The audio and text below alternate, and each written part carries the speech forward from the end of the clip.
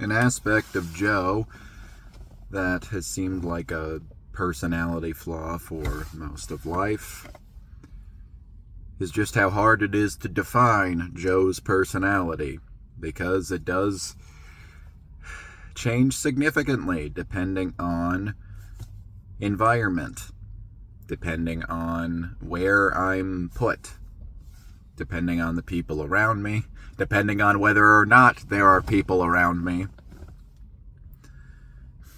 And I could point to a lot of things from my upbringing that contributed to that. And I could also just point to my natural way. I think it's a little bit of nature and nurture that have made that the case. And that's made life somewhat challenging for me. But as I get to this place of continuously trying to retrace my steps of why exactly did I take such an interest in non-dual topics, why did I put such a big emphasis on spiritual growth, especially in the last few years, I actually think that the lack of a solidly defined personality has helped me quite a great deal. I think whenever you start excelling at something, you realize that every facet of who this little person is, both perceived good and bad, have contributed to that success.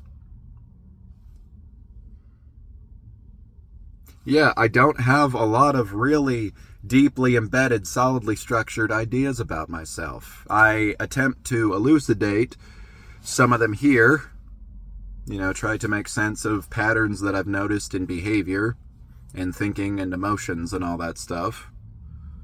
But it's hard for me to really say anything hard and solidly defined about Joe. And so, when I started getting into this work of really questioning everything, if you want to ask what is spiritual practice, I think that's maybe the quickest thing that I can answer with is questioning everything. It was actually pretty easy for me. It was easy for me to take some of these big leaps in deconstructing this idea that I had about who Joe was. Yeah, with people, just all throughout my life, I'd compare it to, there's a superhero that got really shafted in the X-Men movies called Darwin. And he can adapt his entire body to survive in whatever situation he's in. So if he puts his head in water, he grows gills. If he gets blasted with fire, he becomes fireproof for a second. His whole physicality changes. And that's just how I felt about my personality. I've been able to fit in with a lot of groups of people. That should sound like the best of all worlds, but it also means that I don't feel totally connected to just about anybody. Because at my deeply embedded core of ideas about myself, they don't align perfectly with pretty much anybody.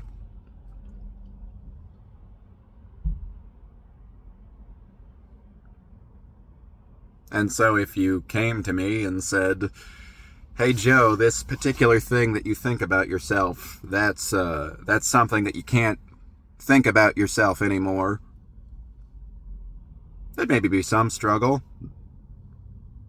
But especially the last few years, it's just like, oh, okay. I won't say there are no things that I've attached to my personality. I think creativity I've always called a big value for me. So if you tried to tell me, Joe, you can no longer think of yourself as a creative person, even a year or two ago, I'd be annoyed with you. I'd be like, no, I am undeniably creative.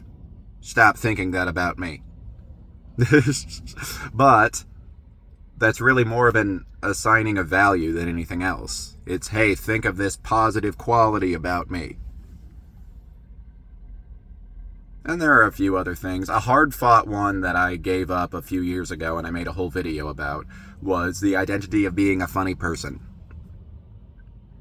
Humor was my entire personality for a long time. And it's like Tony Stark said about Spider-Man with a suit, If you're nothing without the suit, you shouldn't have it. If you're nothing without this really solidly embedded idea of who you are, you should at least consider the possibility of giving that up entirely.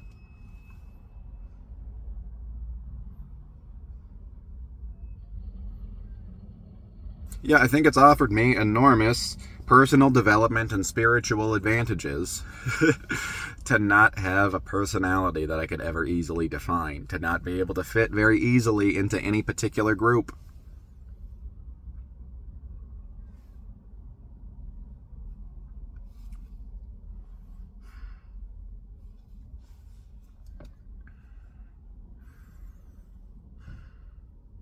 Because Joe is just a concept. Joe is just an idea. Cool idea. A pretty interesting idea, in my opinion.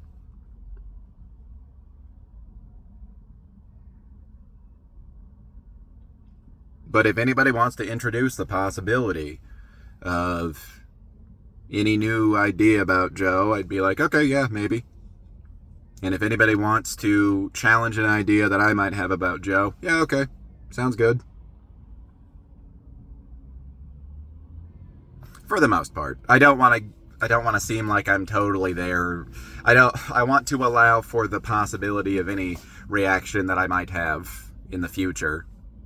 But hey, if somebody says some idea that they have about Joe and I get super defensive,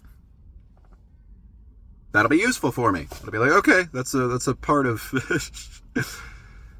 that's a part of this egoic idea that I have not fully worked through yet.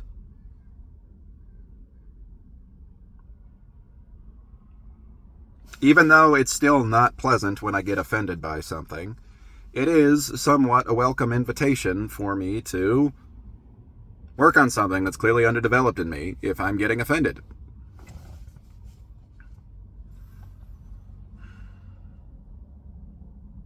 And I will say, I've had to watch myself the last few years in trying not to be judgy toward people that have a really solid idea of who they are and what they want in life. I'm never going to try to tell anybody that that's a bad thing. For one thing, I can't have your experience of being you, so for all I know, what you're saying is completely on the mark. But yeah, when I hear somebody say, I'm an actor, and when I hear people say through and through that's the only thing that they want to do in life, that is their absolute number one career aspiration, that is the goalpost for them, I've gotten a little bit, are you sure about that? Are you really sure about that? Which is funny, because I'm in the same world. But it's just when somebody's too certain about what they want and who they are. I can say now I still get skeptical about it, sure.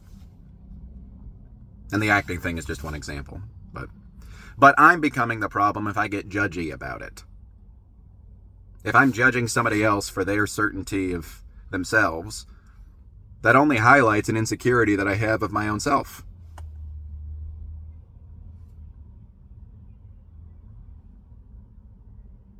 But I do think the ability to shift ideas about oneself is always a great one to have. No matter how determined you are at being or doing something.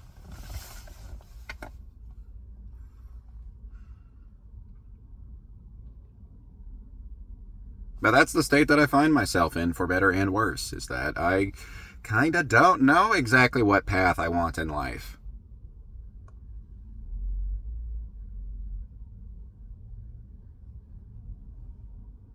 And I can't force myself to know that. And the more pressure that I put on myself to have this attribute, or to succeed at this particular thing, or acquire this certain thing, the more pressure that I put on that, the more detached, ironically, I start feeling toward it as time goes on.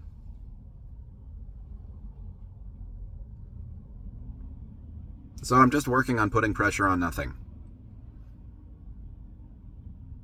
being openly invitational to any ideas and places that life can take me. And things that Joe can become.